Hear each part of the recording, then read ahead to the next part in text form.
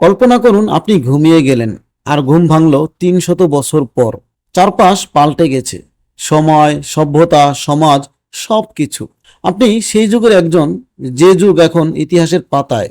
আপনি কি বুঝতে পারবেন আপনি কোথায় আছেন? কেমন হবে আপনার অনুভূতি? আজকের গল্প এমনই একদল সাহসী তরুণদের নিয়ে, যারা মুশরিক বাদশার ভয়ে তাদের ঈমান বাঁচানোর জন্য আশ্রয় নিয়েছিল একটি গুহার মধ্যে। আর সেই গুহায় এক ঘুমে তাদের কেটে গিয়েছিল ৩০৯ বছর, যাদের ঘুম ছিল অলৌকিক আর জাগরণ এক ঐশ্বরিক নিদর্শন। ঘটনাটি ইসলাম পূর্ব যুগে এক অঞ্চলের এক প্রাচীন শহরে মানুষ মূর্তি পূজায় মগ্ন। পাথর ও কাঠের মূর্তি তাদের মাবুদ, যারা না কিছু দিতে পারে না ক্ষতি করতে পারে। কিন্তু এই অন্ধকারে কয়েকজন তরুণের হৃদয়ে এক প্রশ্ন জাগে, যিনি এই বিশ্ব সৃষ্টি করেছেন, তাকে ছেড়ে কিভাবে আমরা মানুষের হাতে তৈরি মূর্তির উপাসনা করব? এই তরুণরা ছিলেন সম্ভ্রান্ত পরিবারের।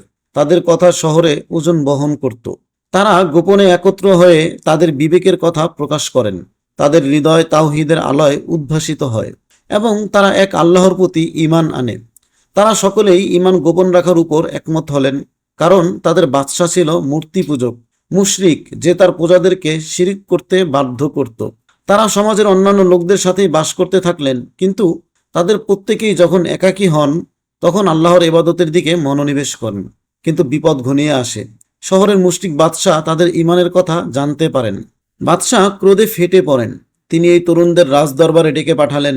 তিনি গর্জন করে বললেন, তোমরা আমাদের ধর্ম ত্যাগ করেছ। কোন নতুন ধর্মে প্রবেশ করেছ তোমরা?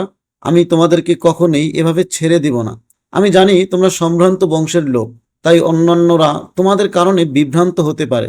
এমন আশঙ্কা যদি না থাকতো তাহলে তোমাদেরকে বাধা প্রদান করতাম না। যাই হোক, আমি তোমাদের ব্যাপারে তাড়াহুড়ো করতে চাচ্ছি না। তোমরা চিন্তা করো, হয় তোমরা আমার ধর্মে ফেরত আসবে, অন্যথায় তোমাদের মাথাগুলো দেহ থেকে বিচ্ছিন্ন হবে। কিন্তু এই তরুণদের হৃদয়ে আল্লাহ তাআলা ঈমানের শক্তি দিয়েছিলেন। তাদের একজন বলে ওঠেন, হে বাদশাহ, আমরা অন্ধভাবে এই পথে আসিনি। আমাদের বিবেক আমাদের পথ দেখিয়েছে। আল্লাহ এক ও অদ্বিতীয়। আমরা তাকে ছাড়া কাউকে ডাকবো না। তাদের এই সাহসী কথায় দরবারে স্তব্ধতা নেমে আসে।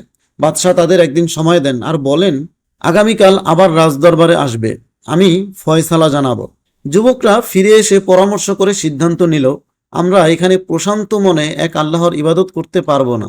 এখানে আমাদের বসবাস করা ঠিক হবে না।